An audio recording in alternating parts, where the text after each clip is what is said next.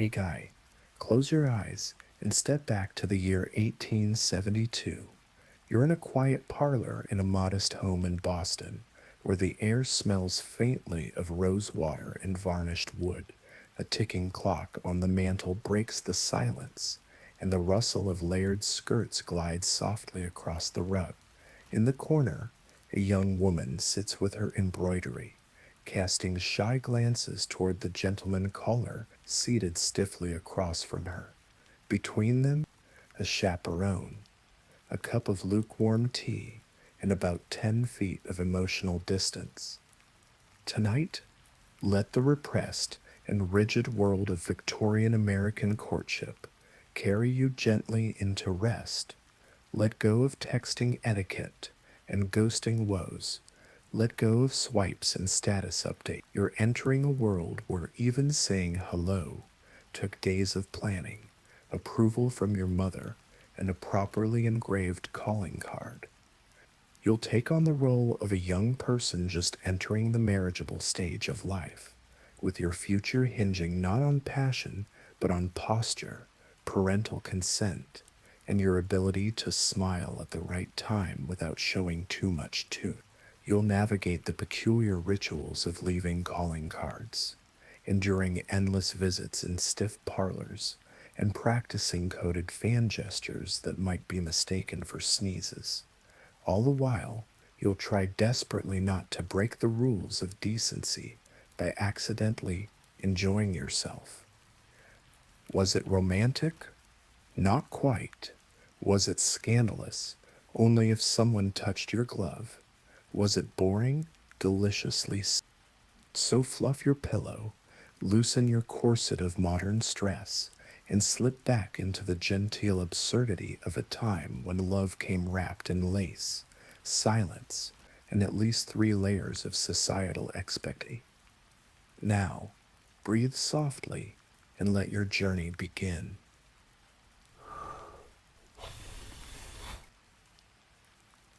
Congratulations, you've just turned 17. Not that you had much say in it. It's 1872 in upstate New York, and you've officially entered the invisible ring of courtship age. You don't feel all that different, but everyone else certainly seems to. Your mother suddenly watches your posture like a hawk. Your father pretends he isn't nervous. The neighbors begin mentioning eligible bachelors with names like Silas or Thaddeus, and you start hearing phrases like good match or excellent breeding tossed around like compliments. Your days now revolve around the parlor. It's the ceremonial space of the house, rarely used, always dusted. The furniture is stiff. The air smells like dried flowers and furniture polish, and the large window has heavy curtains that filter the light just enough to make everything look faintly gray. This is where the important moments of your romantic life will unfold, at least in theory. In reality, most of it will involve waiting. You begin to receive callers. No one explains how this works. You're told to dress neatly, sit upright, and behave appropriately. The first time a young man's card is dropped off, it causes a minor domestic uproar. Your mother inspects the card tray like a detective. His penmanship is scrutinized. His family background is whispered about in the kitchen over tea. Your father insists on being present for any visit, just in the next room, he says, pretending to read a newspaper while clearly eavesdropping. The caller arrives the following Thursday at precisely 3 o'clock. He wears gloves. He bows just slightly too low. You curtsy. Your mother hovers in the hallway. You both sit in the parlor, and silence immediately descends like a heavy wool blanket. You are not allowed to talk about politics, religion, money, or anything that might be considered remotely improper. This leaves the weather, books neither of you have read, and admiration of the lace doilies on the side table. It is thrilling. He asks if you play the pianoforte. You nod modestly and offer to perform a piece. He compliments your posture. You thank him and immediately regret sounding too eager. He compliments the tea. You smile politely and agree that it is indeed very warm. This is not flirtation. This is warfare by etiquette. When he leaves, your mother reappears as though summoned by bell. She wants a full report. What did he say? What did he do? Did he sit too close? Did he seem respectable? You don't know how to answer. He was fine. He was beige incarnate. And yet, his visit is deemed a success. He may return. This process repeats itself. Weeks blend together. Callers come and go, each more cautious than the last. Some arrive with flowers, carefully trimmed and tied with a white ribbon. Some bring books of poetry, which your mother insists on inspecting first, just in case. The chaperone remains ever present, perched nearby like a particularly judgmental statue. You learn to speak without saying anything, to smile without inviting misinterpretation. The parlor becomes a stage. You become the performance. You write in your diary most nights. Sometimes you try to remember what someone actually said during a visit. Often you can't recall a single line. Instead, you remember the shape of their hat, the way their boots squeaked on the wooden floor, or how they nervously stirred their tea for too long. Love, if it exists in this process, hides behind layers of small talk, modesty, and social armor thicker than any corset. And yet, somewhere in all of this stillness, in all of this carefully measured ritual, you feel the faintest flutter of interest, not love, not yet, but the recognition that someone paused just a little longer on their way out the door, or smiled a moment before it was appropriate. Tiny rebellions in a sea of formality. Sleep comes slowly in this era, not just because of the constraints of society, but also the constraints of your undergarments. Corsets are not known for their comfort. You lie in bed, hair pinned, mind spinning not with excitement but with worry. Did you speak too much? Did you smile too little? Will he return? Should you hope that he does? Outside your window, the gas lamps flicker quietly. A horse clops by on the cobblestone street, and somewhere down the block, another parlor is being prepared. Another young soul preparing to endure the soft and exhausting theater of Victorian romance. Now, rest your thoughts. Tomorrow holds another teacup, another curtsy, and perhaps another beige conversation to treasure forever. Flirtation, with fans and gloves only. There's no such thing as casual flirtation in your world. In Victorian America, flirtation isn't a game. It's a delicate art form layered in rules, silence, and symbolism. Every gesture has weight. Every glance is a gamble, and the tools of your trade are not words or winks, but objects like fans, gloves, parasols, and the occasional strategically dropped handkerchief. Let's begin with the fan. It's not just a way to keep cool, it's your most expressive communication device. Closed slowly and held in the left hand, you're being reserved but open to conversation. Resting it on your right cheek, you're saying yes. The left cheek means no. Twirling the fan in your left hand is a clear sign of disinterest. Quickly fanning yourself signals that you're growing impatient. It's exhausting.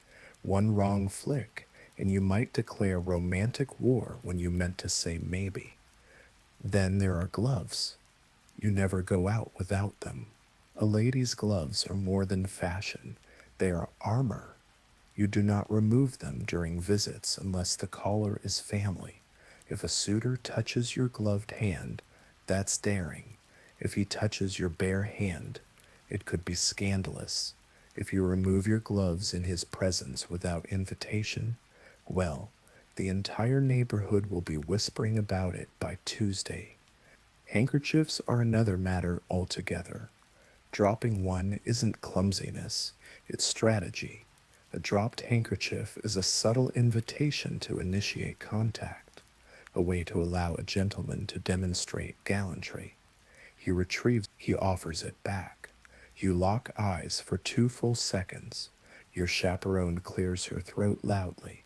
And just like that, a miniature opera of restraint and longing is unfolded at your feet. You never speak openly of affection. You never say, I like you. Instead, you praise a book they mentioned. You ask after their sister's recovery from influenza. You compliment their punctuality. If you're feeling particularly bold, you may offer to lend them a volume of poetry, but not Byron. Byron is too suggestive. Perhaps Longfellow, maybe Whittier. Music is another battlefield of subdued emotion. You play the pianoforte while your suitor stands behind you, hands clasped, eyes politely focused on the wallpaper. You don't make eye contact while playing. That would be forward. But if he compliments your playing afterward, and you allow a slight smile, you've just initiated the 1870s equivalent of a first kiss. Embroidery is another classic flirting tool, though it sounds absurd. You sew in front of him. He watches quietly. You drop your needle. He offers to pick it up. You decline politely, but let your fingers brush the fabric with grace. It is somehow incredibly tense. A lifetime of etiquette is stitched into every thread. At church gatherings or social teas, flirtation may take place under the watchful eye of nearly everyone you know. Seating proximity becomes high drama. Did he sit next to you at the community hymn sing? Did he offer you the last lemon biscuit? Did his elbow rest slightly closer to your teacup than absolutely necessary? It's a thrilling scandal by Victorian standards. You may exchange letters, but only under the protection of engagement or parental review. Some bolder young ladies write poems and leave them in borrowed books. A pressed flower tucked into a chapter of Tennyson can mean more than 3 pages of confessions in modern times. But you must be careful. If a flower wilts between pages unseen, your entire flirtation dies in silence. Some towns publish etiquette manuals with sections like proper modes of eye contact or on the dangers of standing too close to a fence post. Young ladies read them before bed. Mothers read them with tea. Chaperones quote them verbatim. You begin to wonder whether love can survive under such surveillance, or whether all of this is simply theater. But still, there are tiny moments that slip through the cracks. A glance held a moment too long, a smile that isn't quite chaste, a gloved hand brushing yours on the edge of a teacup. These are your victory, your triumphs. And when you lie in bed at night, listening to the creak of old floorboards and the soft whistle of wind through the shutters, these are the memories that linger. No one said love was easy, but in your world, it's barely allowed to breathe. So rest easy, knowing that even the smallest gestures, those forgotten drops of a fan, a glove, a glance, were once the boldest kind of romance. Calling hours and chaperones. In your world, time is not tracked by clocks alone. It's organized into calling hours. These are specific windows, sometimes just 2 or 3 hours per week, when young women are permitted to receive male visitors, not before breakfast, not after dusk, and never under any circumstance on Sundays. That's for church, not charm. Your mother keeps a delicate card tray near the door. It rests beside a small mirror and a dusty vase of artificial lilies. Each time a gentleman stops by, he doesn't speak to you. He leaves a calling card. That's it, a rectangle of paper with his name and nothing more. Occasionally it's embossed or scented, but never presumptuous. Your family then inspects the tray. There's a subtle ritual to it. Too many cards? You're being forward. Too few? You're in danger of being pitied. A crooked placement of cards may hint at improper intentions. No one knows who invented these rules, but everyone obeys them as if handed down from a burning bush. Once a card is accepted, a visit may be scheduled. The gentleman arrives in a carriage, carefully dusted boots, hat in hand, and is shown into the parlor. There, you await him properly seated, spine like a fence post, hands folded neatly on your lap. Your dress has too many buttons. Your neckline is safely unremarkable. Your expectations are manageable. Enter the chaperone. Sometimes she is your mother, sometimes an aunt, a family friend, or an older cousin with sharp eyes and a deep respect for social consequence. Her role is simple: prevent any interaction from becoming remotely enjoyable. If you laugh too loud, she clears her throat. If your suitor leans forward, she shifts in her chair. If conversation flows too naturally, she introduces an awkward topic like soup recipes or the price of coal. The chaperone sits slightly behind you, knitting perhaps, or pretending to mend a glove. But she hears everything. Her presence is like a fire screen, necessary, decorative, and in the way is. She ensures that all dialogue remains within acceptable bounds, weather, church services, and the occasional comment on garden pests. Your suitor may attempt subtle rebellion. He may compliment your fan. He may glance too long at the lace of your sleeve. He may even ask about your favorite flower. Each of these is a calculated risk. Any misstep could mean banishment from future visits, or worse, a note to his mother expressing grave concern about his tone during tea. And yet, calling hours are everything. They are your only window to the opposite sex, the only chance to gauge compatibility through layers of restraint and social armor.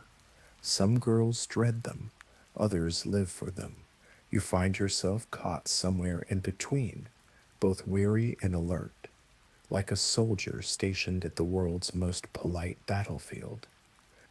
When your caller departs, he leaves with a bow, a tip of the hat, and perhaps a smile held half a second too long. Your chaperone remains silent until the door closes. Then she offers her verdict, respectful, or a bit forward, or simply a raised eyebrow, which could mean anything or nothing. The next day, the neighbors know everything. I hear Mr. Everett called on Miss Amelia yesterday. Did he bring flowers? No, but I heard he asked about her embroidery technique. The implications of this are endless. Your entire romantic standing in society might rest on how convincingly you described your stitching method. There are rules within rules. A gentleman may not call more than once per week unless invited. He may not linger after dusk. If he arrives late, he is disrespectful. If too early, over-eager. If he stays too long, presumptuous. If he brings a gift too soon, scandalous. If too late, uninterested. Somehow, the only acceptable path is narrow and nearly invisible. In all of this, your role is passive, yet constantly observed. You are praised for your silence, admired for your modesty, and evaluated like porcelain. You are not to express preference, nor initiate anything. Your success lies in being receptive, but not eager, gracious, but not engaging, present, but never electric. It is a strange dance, one where the music is silence, The steps are glances, and the lead dancer is fear of social misstep. Steps are glances, and the lead dancer is fear of social misstep. And so, as you prepare for your next calling hour, take comfort in the predictability of it all. There will be tea, there will be small talk, and there will always, always be a chaperone, knitting judgment into every stitch. There is a book on your nightstand. It's not a novel, not poetry, not a journal of secret longings. It's called The Young Lady's Guide to Proper Behavior, or perhaps The Art of Being Agreeable. The title changes depending on the city, but the contents remain eerily consistent and haunting. You don't read it for fun. You read it because everyone expects you to know it by heart. Not just the general ideas, but the specifics. How to walk without appearing too lively. How to enter a room without attracting undue attention. How to smile modestly, never broadly. How to speak in tones considered pleasing but not overly familiar. There are sections titled How to Decline a Compliment Without Offending, and when not to mention the weather. There are diagrams for the correct tilt of the head when saying good evening, and rules about hand placement while seated. Apparently, both elbows and both knees can ruin reputations. And it's not just women who are subjected to this choreography of decorum. Young men also receive instruction, though theirs tends to emphasize honor, silence, and not fiddling with their crevette too much. There are chapters like on the posture of a gentleman while receiving tea and acceptable facial expressions during prolonged silence. These too must be memorized. For the upper and middle classes, etiquette is less about politeness and more about survival. One wrong word, one misinterpreted gesture, and you may be socially damaged beyond repair. You won't be corrected to your face, of course. That would be improper, but your name may vanish from invitation lists. Your mother's cheeks will flush at the mention of your name, and you will find yourself increasingly alone. No one tells you this directly, but you feel it, like a draft under a closed door. You're warned about forwardness. You're taught that a lady must not express strong opinions, even if asked. You learn that laughing too heartily is vulgar, and asking a man about his profession is coarse. The correct number of syllables to use in casual conversation is approximately 6 per sentence. Anything more is dangerous. Even your handwriting is under surveillance. Slant too far to the left, nervous disposition. Too upright, arrogance. Too flowery, conceit. Every loop of every letter carries consequence. Your penmanship might speak louder than your lips ever will. And then there are the spoken phrases you must avoid. I think, I believe, I prefer. Any sentence beginning with I is suspect. You are to be agreeable, not individual, reflective, but not interesting, present, but not memorable. Some etiquette manuals provide sample dialogues. Young lady, indeed, sir, they are most agreeable. Gentlemen, the roses are in fine bloom this year. Gentlemen, do you enjoy garden walks? Young lady, they offer a peaceful variety to one's schedule. And there it ends. No room for wit, no space for surprise. If Jane Austen had written like this, we'd all still be asleep in chapter 1. There is a book on your nightstand. It's not a novel, not poetry, not a journal of secret longings. It's called The Young Lady's Guide to Proper Behavior, or perhaps The Art of Being Agreeable. The title changes depending on the city, but the contents remain eerily consistent and haunting. You don't read it for fun. You read it because everyone expects you to know it by heart. Not just the general ideas, but the specifics. How to walk without appearing too lively. how to enter a room without attracting undue attention, how to smile modestly, never broadly, how to speak in tones considered pleasing but not overly familiar. There are sections titled How to Decline a Compliment Without Offending, and When Not to Mention the Weather. There are diagrams for the correct tilt of the head when saying good evening, and rules about hand placement while seated. Apparently, both elbows and both knees can ruin reputations. And it's not just women who are subjected to this choreography of decorum.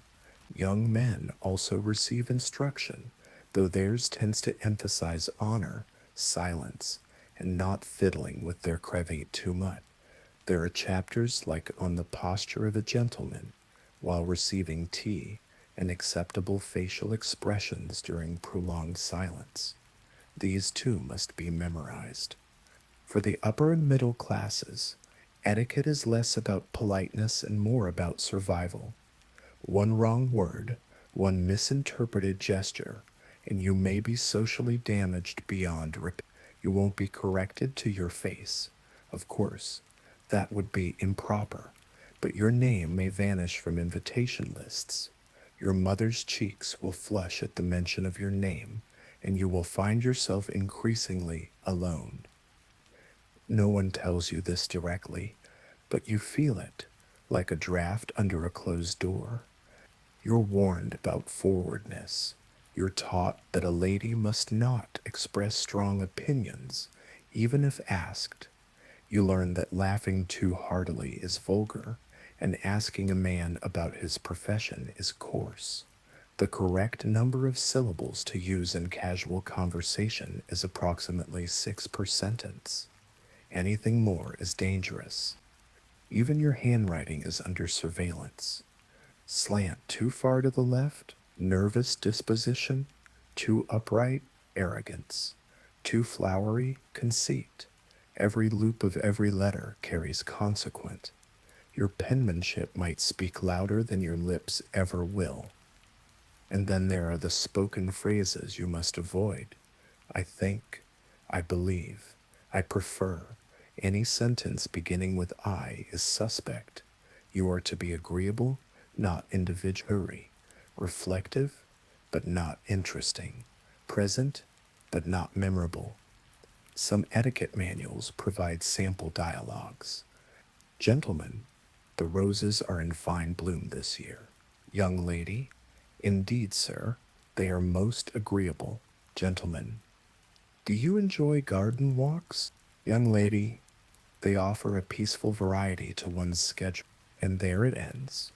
No room for wit, no space for surprise. If Jane Austen had written like this, we'd all still be asleep in chapter 1. Still, you obey, because this is what ensures invitations, introductions, a future, because all around you are reminders of what happens to those who stray too far from the script. The cousin who spoke her mind and was sent to live with relatives in Indiana, the neighbor who laughed too loudly and now sells hats quietly in town, the girl who looked at a man too long and became a story. But sometimes, just before sleep, you dream of ignoring it all, of saying exactly what you think about the tea, of slouching in your chair, of dancing in the rain with no umbrella, hair unpinned, gloves discarded. In that dream, you are not polite. You are alive. Still, morning comes, and you reach for the guidebook. You smooth your hair, adjust your sleeves, and prepare to be properly invisible once again. Marriage as social economics. In your world, love is optional. Marriage is not. You don't marry for passion or desire or companionship. You marry because it is the most important transaction of your life. From the moment you were born, your family began preparing for this investment. They saved for your dowry, selected your wardrobe with care, and taught you to sit, speak, and smile in a manner designed to increase your value on the marital market. You are not being sold exactly, but your future will be negotiated nonetheless. Marriage is social economics. In your world, love is optional. Marriage is not. You don't marry for passion or desire or companionship.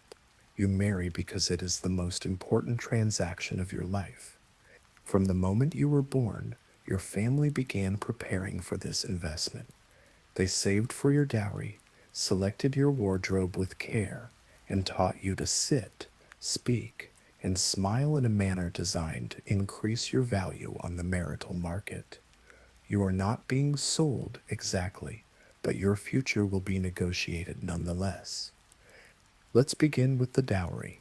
It's not just money, it can include land, livestock, silverware, or even family heirlooms. It is a symbol of your family's status and a form of insurance for your future husband.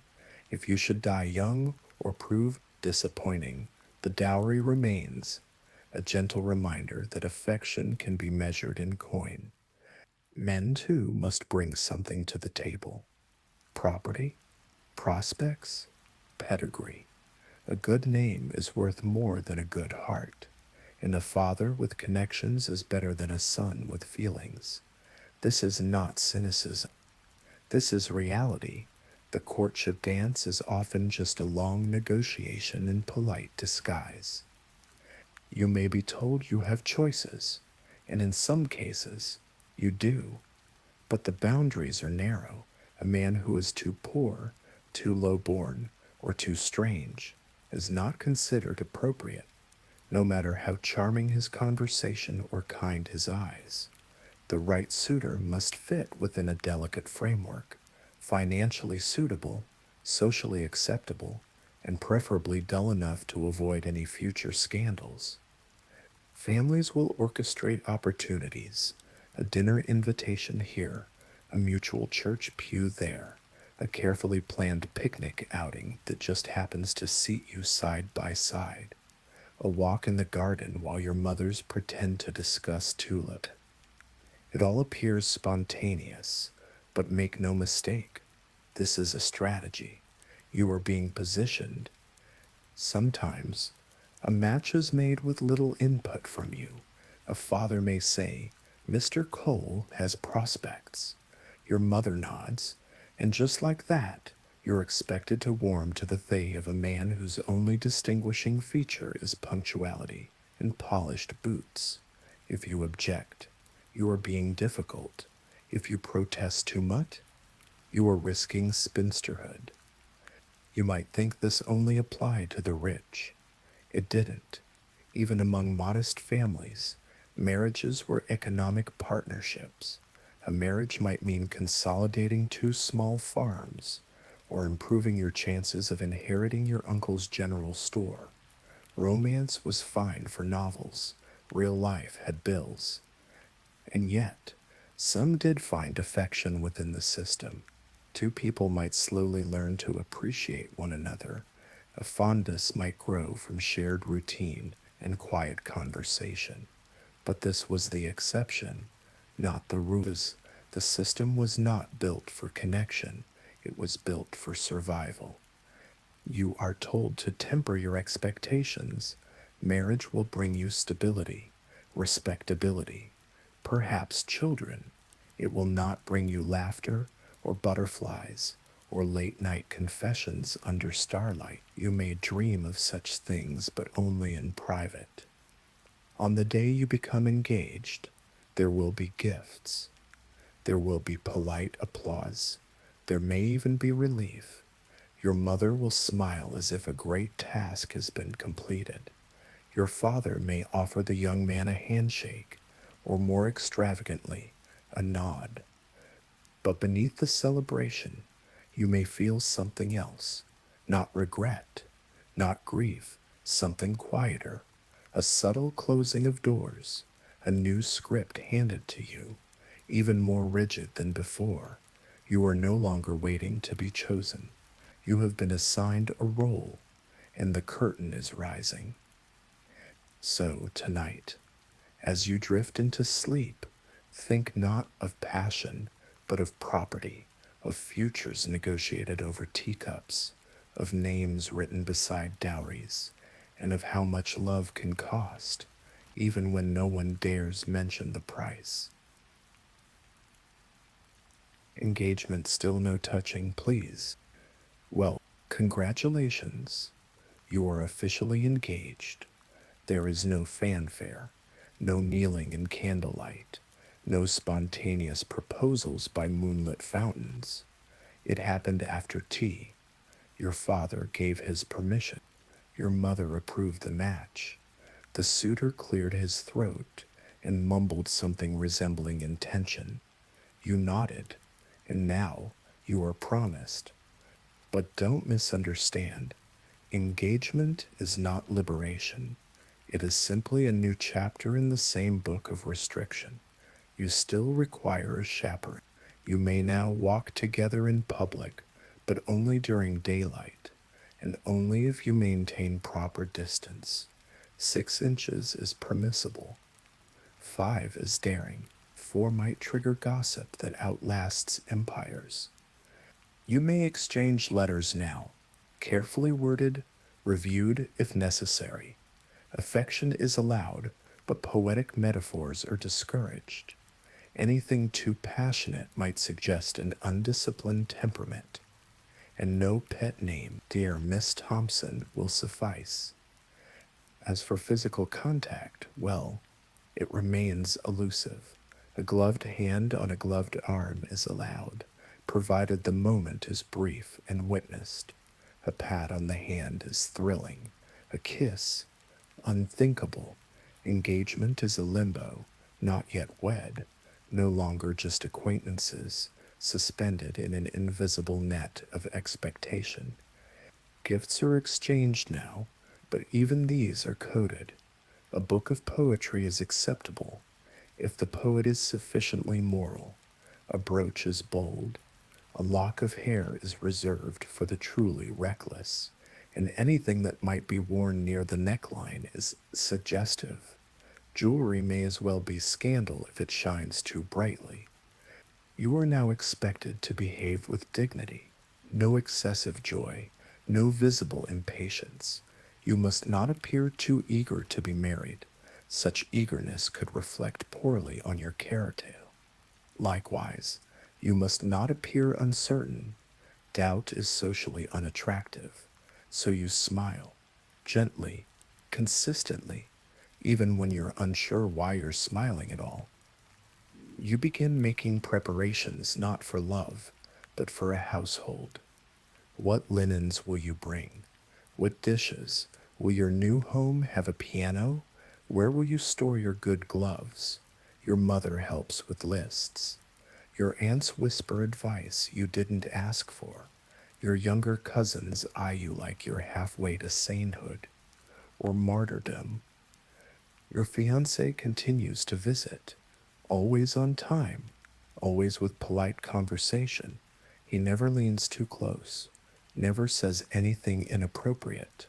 One day, you catch him staring at your wrist for a moment too long. It feels shocking. You pretend not to notice. You begin rehearsing a life together, though no one says it out loud. What does he eat for breakfast? Does he rise early or late? Does he snore? You will not learn these things until after the ceremony. Until then, you are both performers in an elegant production where the curtain never falls. An elegant production where the curtain never falls. Some engaged couples feel excitement, others feel dread. Most feel something in between, a quiet hope laced with realism. You begin to understand that this is not a love story with fireworks and violins. This is a contract signed in lace and tea, and you are trying gently to believe in it. You begin to sew your wedding garments, white, of course, though ivory is also acceptable. You embroider initials into napkins. You write thank you notes for gifts you haven't received yet. You practice walking in shoes that pinch. You practice smiling in mirrors until it looks convincing. Sometimes, in the quiet of your room, you ask yourself, do I love him? And then you remind yourself that love is not required, only fondness, and fondness can be grown, like ivy trained to climb a trellis that was never built for it. So rest now, future bride of lace and legacy. Your days are counted, your letters are read, and your heart quiet, patient, and properly restrained beats just loud enough to whisper yes. Boredom, repression, and emotional loneliness. You wake up to the sound of the maid stoking the parlor fire. The light filtering through the curtains is pale, almost gray. You sit up slowly, unpin your hair, and begin your morning routine. It involves no passion, no urgency, only the quiet resignation of someone preparing for another day of doing things the proper way. There is no novelty in your day. You know every hour before it begins. Mid-morning tea, a short walk with a cousin, embroidery in the sitting room, polite conversation with an aunt who never stops talking about nothing, a chaperoned visit from your fiancé, if he remembers the hour, and then, eventually, sleep. It is not unpleasant, but it is empty, polished, but thin. You are surrounded by things fine china, pressed linen, etched mirrors, but you feel like a ghost in your own home, gliding through rituals without being seen. Or worse, only being seen as you are expected to appear. You write in your journal. It is one of the few places where honesty feels safe. You write about the things you cannot say aloud, the moment your heart fluttered when a stranger tipped his hat, the ache of having no one to confide in, the suffocating silence between you and the people you're supposed to be closest to. Sometimes you cry alone in the dressing room, not dramatically, not loudly, just enough to let the feeling pass before you reapply your modest expression. You've learned to cry without ruining your powder. You've learned to hold a handkerchief over your mouth to keep it quiet. You've learned not to expect comfort. Your fiancé continues to visit. He speaks of weather and commerce and the rising cost of postage. He doesn't ask about your thoughts, your dreams, your doubt. You smile and nod and occasionally ask if he takes cream. This is not coldness, it is choreography. Two dancers moving in silence to a tune neither of you chose. You sometimes wonder what it would feel like to speak freely, to say, I'm tired, or I'm afraid, or even, I don't know what I want, but the words sit heavy in your throat, unspoken, because they do not belong to your role, and the role is what matters. The performance is the point. You begin to envy novels, even the dull ones. At least the characters inside them get to speak plainly. At least their passions are allowed to exist, even if only in ink. You hide a copy of Jane Eyre beneath your needlework. You read it at night by candlelight, one page at a time. Mr. Rochester seems impossibly alive, and Jane, she seems impossibly brave. You dream of escape, not the dramatic kind. You don't wish to run away in the rain or leap onto a train. You dream of sitting alone in a meadow, or taking a walk without a companion, of being allowed to think a thought without fearing how it might appear on your face. You begin to wonder if anyone else feels this way. Surely you are not the only one. Perhaps your cousin Margaret feels it too, behind her practiced laughter. Perhaps even your mother, beneath her perfect posture. Maybe they too have journals full of invisible ink. But no one speaks of it. Instead, everyone smiles, everyone performs, everyone politely walks toward a future they were told to desire, and you do the same, because not doing so is unthinkable. So tonight, as you lie in bed beneath a mountain of stitched linens, remember that even quiet hearts still ache, and sometimes even well behaved dreams have rebellion hidden in their folds. If you were courted and rejected, not every courtship ends in a wedding. Some end in silence, in words unspoken, in a single visit that never becomes a second, in a letter folded once, with careful penmanship, and a line that begins, "I hope this note finds you well." Rejection in Victorian America is not dramatic. There are no shouting matches, no tearful confrontations in the rain. It happens quietly, respectfully, devastatingly. Sometimes it's a mutual vanishing. A young man who called once, perhaps twice, simply stops arriving. His card no longer appears in the tray. His name fades from family conversation. No one asks why. They simply shift focus. Mr. Langley's son seems very respectable. Have you heard who just returned from Chicago? Other times, it's you who must decide. Perhaps he's too dull, or too forward, or he mispronounced Tennyson. Perhaps there's no reason at all. But rejecting a suitor is no simple task. You must be graceful, measured, and thoroughly noncommittal. I believe our temperaments do not align. I do not feel inclined toward further familiarity sentences designed to bruise without leaving marks. If you're the one rejected, the pain must be managed with dignity, no outbursts, no long walks at night. You are expected to bear your heartbreak like a well trimmed bonnet, stylish, upright, and weather resistant. You may cry, but only alone, preferably in the sewing room. Sometimes rejection comes with public embarrassment. A suitor who makes his intentions known only to change his mind after a more appealing offer. The gossip follows you like perfume. It's not your fault, but it feels like it is. Your value is whispered about at luncheons. Not your character, your prospects. Your stock has dipped, and you must smile through it. There are polite phrases to explain such things. It simply wasn't meant to be. The families didn't align. She was too spirited. He lacked ambition. Behind each phrase is a small sorrow that must be swallowed whole, because to dwell on disappointment is to risk looking dramatic, and drama is dangerous. Your mother tells you it's for the best, that someone more suitable will come.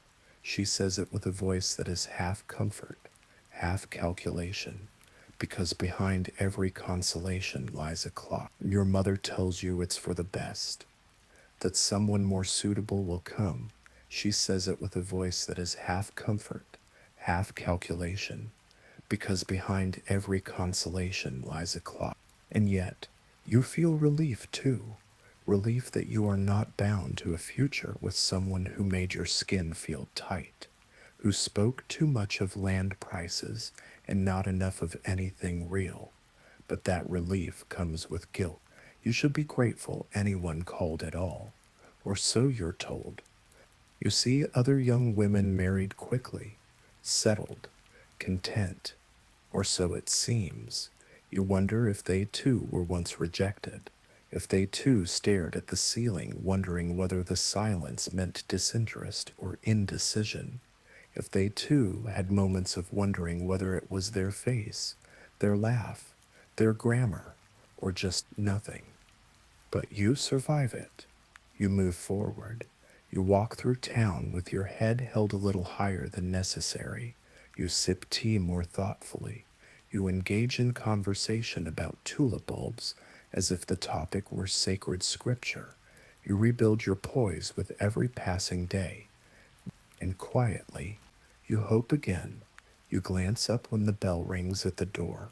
You smooth your gloves a bit more carefully before leaving the house. You wonder softly, cautiously, if someone new might arrive, and if not, then you will continue, gracefully, with the dignity required of someone who knows that even broken hearts must be hidden beneath embroidery. So tonight, as you drift into sleep, carry with you the quiet strength of the unchosen, the resilience of women who were told to smile through loss, and the gentle defiance of knowing that your worth was never a card on a tray. Clothing corsets and silent suffering. Before you even leave your bedroom, the day begins with fabric, so much fabric, layer upon layer of cotton, wool, lace, and whalebone. To dress like a lady in Victorian America is not a matter of fashion alone, it is an act of discipline.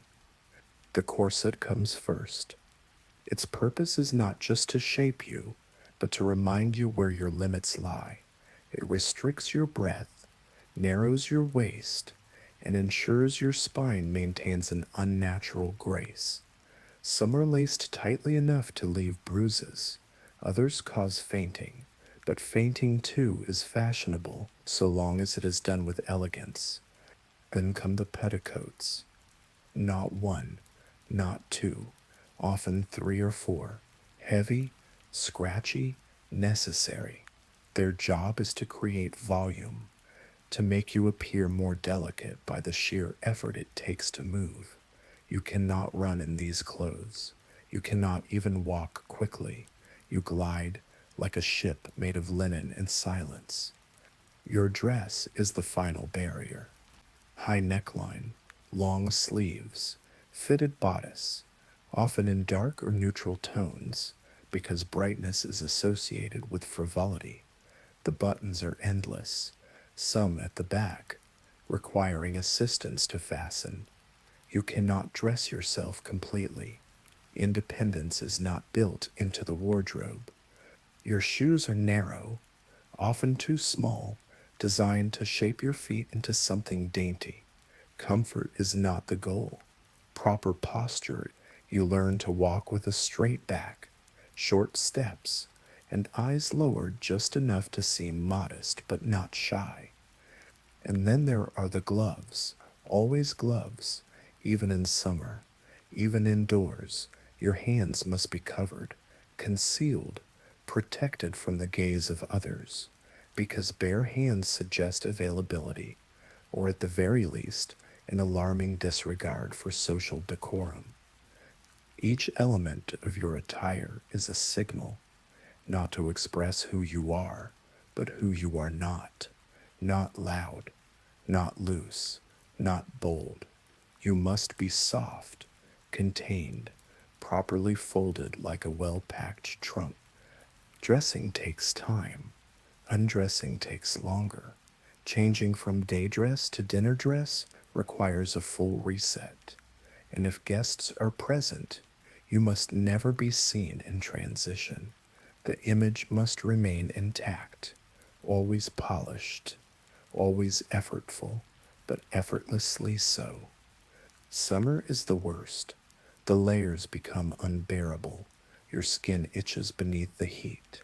Sweat pools at the back of your neck. But you smile. You fan yourself with decorum. You pretend not to notice that you are melting beneath a velvet bodice while the men sit comfortably in waistcoats and laugh about politics. Men's fashion is simpler: a well-tailored suit, a crisp collar, polished shoes. Their discomfort is optional. Yours is expected. There are rules for morning clothes, courtship clothes, riding clothes, and visiting clothes. You are expected to know them all. A wrong color or hemline is not just a mistake, it is a statement, and statements are dangerous. You begin to resent the weight, not just physical, but symbolic. Every ribbon, every pin, every lace trimmed edge whispers, behave, be smaller, be still, be appropriate. And yet, Somewhere in the seams, in the secret linings of your sleeves, you tuck away tiny rebellions, a brighter thread, a hidden scrap of color, a stitch sewn too carelessly to be perfect. It's not much, but it's yours. So tonight, as you peel off each layer in silence, let your breath return, let your bones expand, and remember, beneath all the silk and stitching, you are still there, whole and breathe.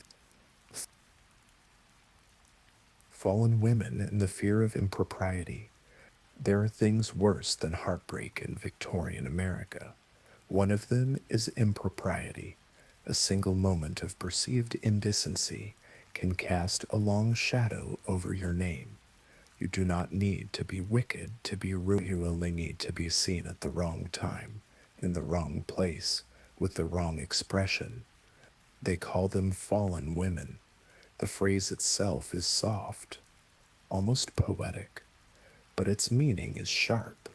To be fallen is not to have sinned necessarily, but to be assumed guilty, assumed impure, assumed unsuitable. Your family suffers too. A father becomes stern, a mother avoids your eyes. Siblings whisper behind doors. No one explains what you did wrong, only that you are changed, stained, lessness. Rumors require no proof. Once spoken, they stick. A neighbor says she saw you at the apothecary. Another says you were too familiar with the bookseller's son. You deny nothing. You are not even asked. You simply find your name missing from guest lists. The silence is confirmation. Perhaps you were seen walking unchaperoned. Perhaps a gentleman wrote you a letter and someone else found it first. Perhaps you laughed too loudly at the wrong joke. Perhaps you simply existed in a moment when someone chose to look instead of look away. Perhaps you laughed too loudly at the wrong joke. Perhaps you simply existed in a moment when someone chose to look instead of look away. The consequences are not dramatic, but they are permanent. Suitors vanish, doors close, invitations stop arriving. You are still alive, still polite, still properly dressed, but you are now a shadow walking politely among the rest. Some girls disappear entirely, sent to visit relatives in other states, or to homes for the wayward, or they simply vanish from conversation as if naming them might invite the same fate. A girl you once embroidered beside is now a warning, a lesson, and the line between respectable and ruined is thinner than lace. A missed curfew, an unauthorized glance, a stroll through the park without written permission. The rules are not posted. You only know you've broken them when it's too late. Men do not carry this weight. A gentleman may flirt, may delay marriage, may disappear for weeks at a time, and he remains eligible. He is worldly, mysterious, free, but you are always one misstep from the edge. You live with the fear quietly. It rides in the carriage with you. It sits beside you at dinner. It watches your posture, measures your smiles, and weighs every sentence before it leaves your mouth. You are not paranoid. You are practical. You've seen what happens. You wonder sometimes what would happen if you fell deliberately, if you stepped beyond the bounds on purpose, if instead of fearing the label, you claimed it, wrote your own story instead of folding yourself into someone else's margins. But such thoughts are dangerous. They belong in fiction, in the kind of books mothers confiscate. And so you behave. You follow every rule. You walk the line so carefully that your feet leave no trace. And still, you wonder if it's enough. If safety is even possible when so much of your fate depends not on what you do, but on what others decide they saw. So tonight, As you lie perfectly still beneath your embroidered quilt, breathe gently. You are not fallen. You are standing quietly, invisibly, but firmly on a path no one else can see. After all the waiting, the watching, the silence, the stitching, the whispering, the sighing into linen pillows at night, your wedding day has arrived. You do not wake to butterflies or excitement. You wake to a to-do list. Hair to be pinned, sleeves to be adjusted, shoes to be broken in quietly behind the screen. There is no chaos, no rushing, no squealing bridesmaids or dramatic dress reveals. This is not a celebration, it is a production. The wedding. Finally, something happens, kind of. Your dress is white, or ivory, if your family leans traditional, lace along the cuffs, a modest neckline, sleeves that say, I'm ready to be responsible.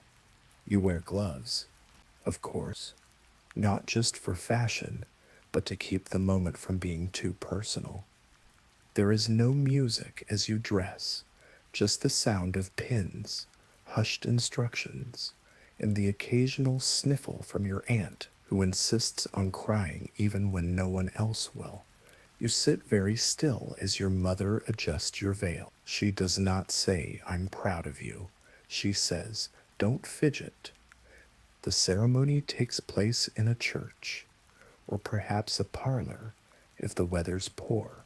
Guests are seated in stiff rows, men in wool coats, women in feathered hats that block the view behind them. There is no music until the moment begins, and even then, it is soft, steady, and entirely appropriate. You do not walk alone. You are escorted. You do not smile broadly.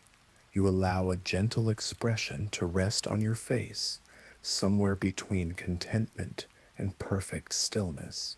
Your groom waits ahead. He does not cross. He does not beam. He nods, politely, as if recognizing an acquaintance from across a room. The vows are brief, traditional. There is no personal exchange, no improvised poetry, no mentions of shared inside jokes or late night hopes. You promise to obey, he promises to provide, and the minister moves quickly, as if wary of saying too much. When the ceremony ends, there is no kiss. A kiss would be theatrical. Instead, you receive a gloved hand.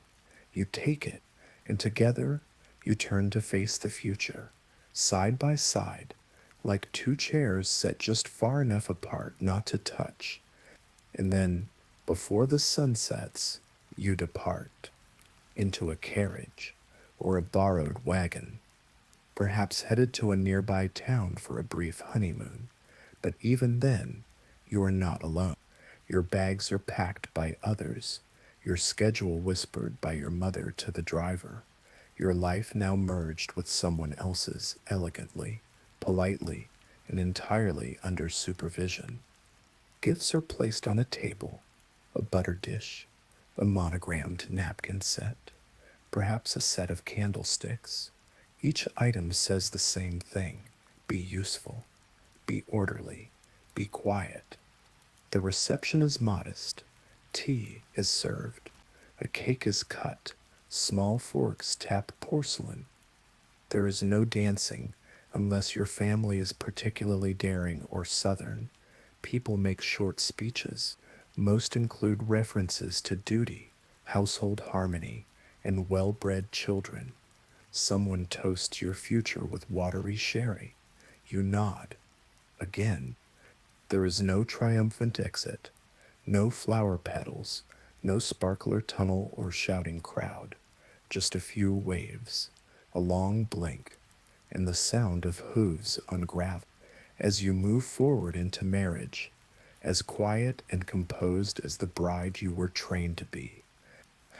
So tonight, as you begin this next chapter beneath stiff sheets and formal expectations, Rest not in romance, but in the knowledge that you did everything as you were told, precisely, gracefully, just as you were meant to. Was it all worth it, reflecting on the system, now that the parlor is empty, the vows spoken, and the guests long gone? You are alone with your new title, wife. It rests quietly on your shoulders, like lace decorative, delicate, and heavier than it looks. You begin your married life with the same grace you carried through courtship. You rise early, dress carefully, and speak with politeness that now feels like seconds.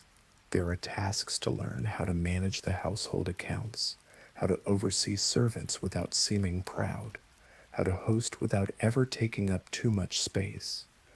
Your husband is kind, or polite, at least. He does what is expected of him. He brings home news of crops, or ledgers, or the weather. You share meals, exchange glances. You sometimes laugh, but softly, always softly. There are no grand passions, no whispered secrets at midnight, no spontaneous poetry or stolen kisses behind hedgerows, but there is warmth in the quiet, sometimes a steadiness, a rhythm, and yet, in rare moments, you wonder if this was truly what it was all for. All those silent afternoons in the parlor, all those stifled thoughts, all the effort to remain good, proper, appealing, but never too much. You were never allowed to be too much of anything. You think of the girls who never married, the spinsters, the ones pitied in whispers and seated far from the hearth. You used to think they were sad. Now you wonder if they simply chose freedom, or perhaps they just slipped between the expectations and decided not to return. You think of the books you once hid, the heroines who broke rules, who ran into the night, who spoke their minds. You admired them once. Now you miss them, and miss the version of yourself who believed that life might someday mirror fiction. Still, there are quiet joys: a shared cup of tea, a moment in the garden when no one is watching, a letter from an old friend, folded and reread under a fading afternoon sun. You gather these moments like pressed flowers, fragile, dry, and precious for their rarity. Sometimes you lie awake at night and wonder what might have been if you had spoken up, if you had chosen differently, if you had waited just a little longer before agreeing to everything. But such questions are not welcome, not even in the privacy of your own mind. You silence them, smooth the blankets, sleep. The world around you continues as it always has. Young women still receive callers, still drop handkerchiefs, still wait for the right nod from the right man at the right time, and the cycle turns again, quietly, decorously, with perfect posture. You were never told to ask whether it was worth it. That wasn't part of the training. The goal was the outcome, the ring, the name, the role. But tonight, in the hush between candlelight and sleep, you let the question sit beside you. Was it worth it? And in the dark, you don't answer out loud. You just close your eyes, breathe deep, and dream of a world where the answer might be your own to give. Motherhood and misdirection, raising children you can't really talk to. You become a mother quietly. There are no gender reveals, no baby showers, no hospital photos with pastel wristbands, only a closed parlor door, a drawn curtain, and whispered prayers during labor. You scream, but softly. Even in pain, you must remain dignified. Your child arrives into a world already prepared for them. A bassinet tucked into the corner of your bedroom, white blankets, a silver spoon engraved with initials, a nursemaid waiting with practiced arms. You are exhausted, but there is no room for collapse. Collapse is messy. Messy is impolite. The early days are a blur of rocking chairs, feeding cloths, and lowered voices. You are told not to hold the baby too much. It may spoil them. You are told not to cry too often. It may worry the servant. You are told not to speak your fears aloud. It may unsettle your husband. So you learn to whisper your worries into the baby's blankets. You press your cheek to their soft skull, your heart racing against the quiet rhythm of their breath, and you wonder how something so small could hold your entire world. Your days begin to revolve around this child, but from a distance, you do not change their clothes. The nursemaid does that. You do not feed them once they're weaned. The kitchen prepares their meals. You are expected to oversee, not engage. You observe, you correct, you polish. When your child laughs, your heart expands. When they cry, your arms twitch, but you wait for the governess to respond. Emotion is filtered through propriety. You are not to comfort too much. You are to guide at arm's length. You write their name carefully on books they can't yet read. You select fabric for clothes they'll outgrow in weeks. You ask about their mood each morning, but always through someone else. Your love must be invisible to remain respectable. When your child begins to talk, you celebrate, but quietly. A too loud cheer might suggest pride, and pride is unseemly. You tell them they did well, then remind them to sit up straight. Praise must never come without instruction. As they grow, the distance widens. You watch them play from the window, your gloved hand resting against the pane. You smile as they chase butterflies, but you do not go outside. That is not your role anymore. You are not a playmate. You are a figure of structure, of rules, of quiet correction. You begin to repeat phrases you once resented hearing. That's not ladylike. Don't slouch. Hush now. They slip from your mouth before you, instructing your child to live inside the same invisible walls you once longed to escape. You want to tell them things, real things, that fear is normal, that they are allowed to feel small sometimes, that love is not always polite. But there is no place for such talk in the nursery, no approved script for emotional honesty. So instead, you read them stories about obedient rabbits and tidy hedgehogs, and you hope they understand what you cannot say. One day, your daughter will reach the age where the nursemaid steps back and you step forward. You will begin training her the same way your mother trained you: how to sit, how to hold a teacup, how to flirt without seeming interested. And each time you repeat the lesson, you will feel something inside you shrink, just slightly. You will smile as she walks her first social circle, attending teas and receiving cards. And in the quiet of night, you will sit alone, wondering if she too feels as invisible as you once did, if she too watches her world through windows instead of entering it. You love your children fiercely, endlessly, but that love must always wear gloves, must always walk softly, must always apologize for being seen. So tonight, as you watch your children sleep beneath starched sheets, allow yourself a quiet moment of honesty. You are raising them to survive this world, not to question it, but in your heart, you hope someday they will. The married woman's routine, a day in domestic silence. You wake before the sun, not because you must, but because you always do, now. Your body has learned the rhythm of duty, the rhythm of quiet obligation, the rhythm of a married woman in a Victorian home. Your husband is still asleep, breathing in slow, predictable intervals. You do not wake him. That is not your role.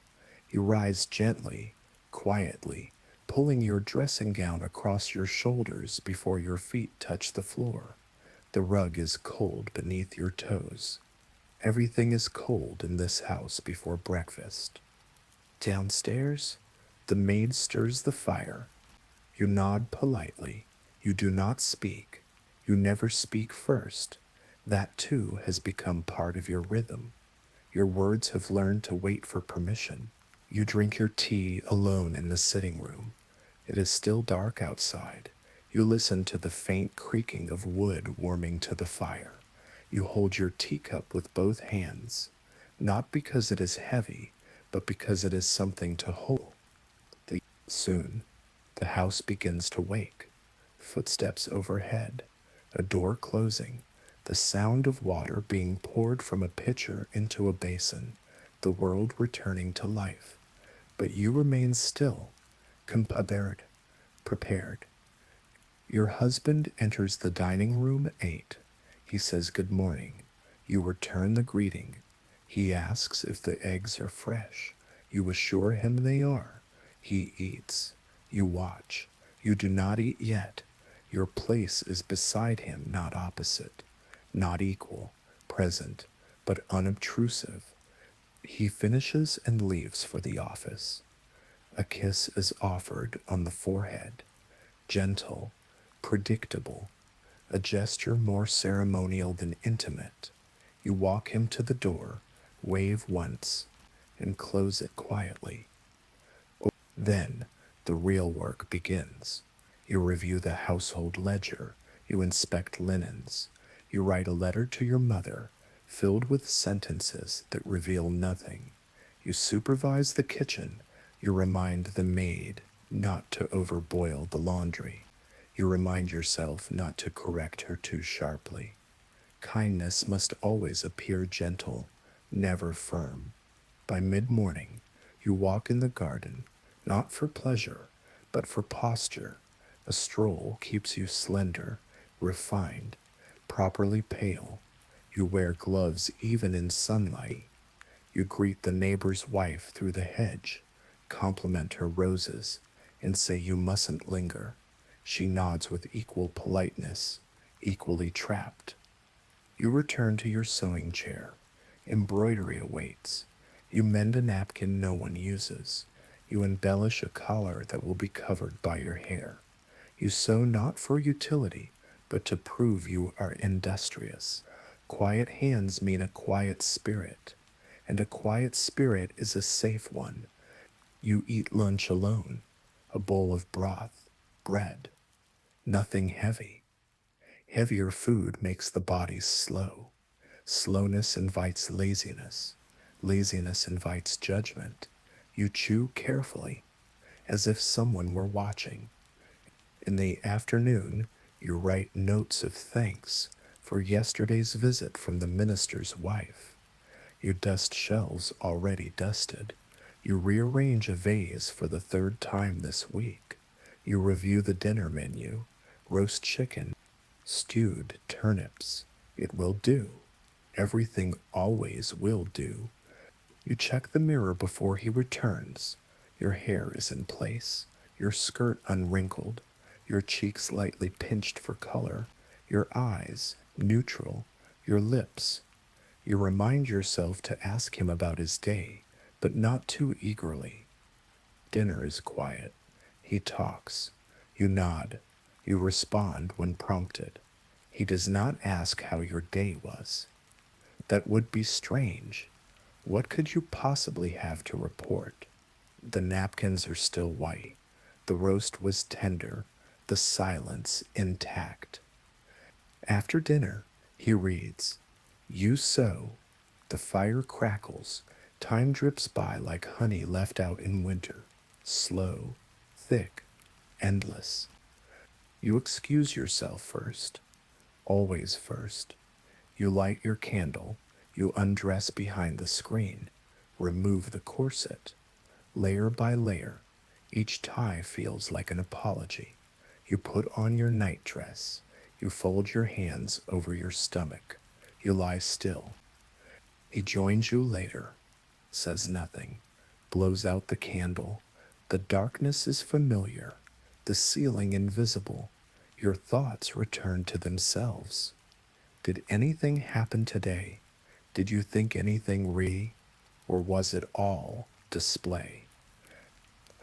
And so, in that fragile space between candlelight and sleep, you ask yourself if this is what fulfillment feels like, or simply completion. Quietness? Yes. But peace? That is harder to name. Aging out of romance. What happens when you're no longer watched? At first, you don't notice the shift. It happens slowly, like a curtain being drawn an inch at a time. You still wake at dawn, still press your hair into order, still sip tea with two gloved hands. But the glances are different now, or rather missing. No one looks at you quite the same way. Not with curiosity, not with interest, not with expectation. Shopkeepers call you ma'am. Young men tip their hats but never their eyes. You are no longer part of the conversation. You are the punctuation. Once, you were the center of rooms, dressed in pale blue, positioned near windows. People paused when you entered, not out of reverence but relevance. You were watched, desired, obsessed, praised for silence, rewarded for beauty, guided gently by attention. Now, you enter a room and find no pause, no hush, no subtle shifting of chairs. Conversations continue. You are acknowledged politely, respectfully, but no longer as a subject. You are scenery. Your children are grown now, or nearly. They take up the space you once occupied. Your daughter wears the dresses you saved. Your son brings home girls with wide eyes and careful speech. You smile at them all. You compliment their posture. You remember when it was your turn. There is comfort in this stage. Yes, a kind of invisibility that protects. You can eat without judgment. You can walk without fear of being followed or praised or chosen. But there is loneliness too. You miss being seen, even when it was uncomfortable. You begin to be referred to as the lady of the house, a position, not a person. You are reliable. You are composed. You are still graceful, but no longer luminous. No one flirts with reliability. They depend on it. Your mirror becomes kinder in some ways. You no longer expect magic from your reflection, but cruel in others. The lines beneath your eyes are no longer faint. The softness at your jawline no longer deniable.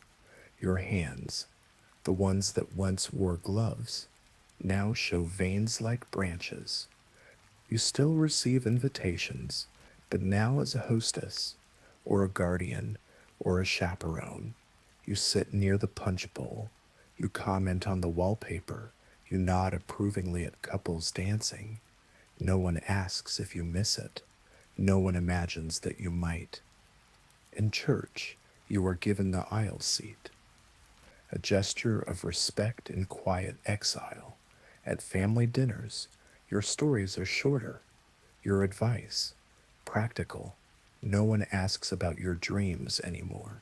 They assume you've had them all, or that they've ended. But the truth is, your dreams have not stopped. They've simply changed shape, grown quieter, moved underground, like roots beneath a sleeping garden. You still long for softness, for laughter, for a voice that says your name, not out of habit but delight. You begin to write letters you never send, to old friends, to versions of yourself, to no one in particular. You tuck them into drawers, into books you've read 3 times, into the lining of coat. It is not sadness, but something adjacent.